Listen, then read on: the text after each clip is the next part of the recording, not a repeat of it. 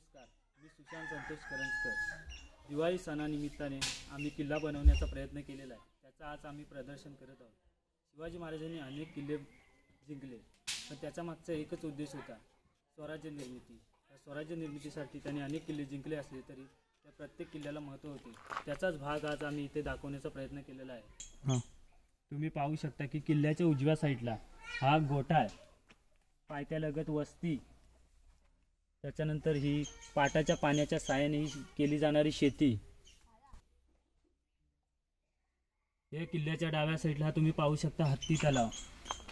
हत्ती तलावाच्या साईडला हे जंगली प्राणी तुम्ही पाहू शकता, पाणी पिण्यासाठी आलेले हे जंगली प्राणी।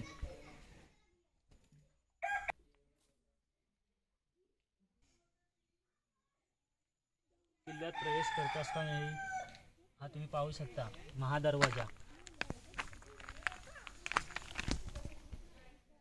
त्याच्यानंतर तुम्ही आत गेल्याच्या नंतर सिंहासनाकडे जात असताना त्याच्या साईडला डाव्या साईडला म्हणजे माझ्या उजव्या साईडला शिवलिंग, त्याच्यानंतर त्या शिवलिंगाच्या साईडला तलाव,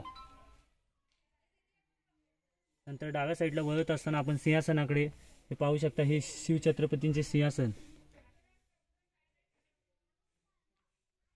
सिंहासनाकडून खाली उतरत असताना पाहू शकता हा भुयारी मार्ग।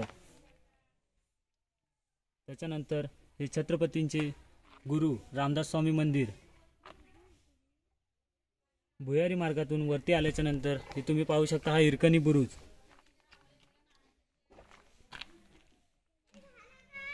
त्याच्यानंतर पुढे आल्याच्या नंतर शिवछत्रपतींचे आराध्य दैवत तुळजामाता मंदिर।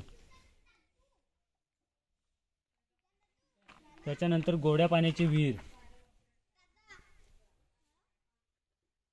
त्यानंतर हे पुढे आल्याच्या नंतर हे टकमक टोक।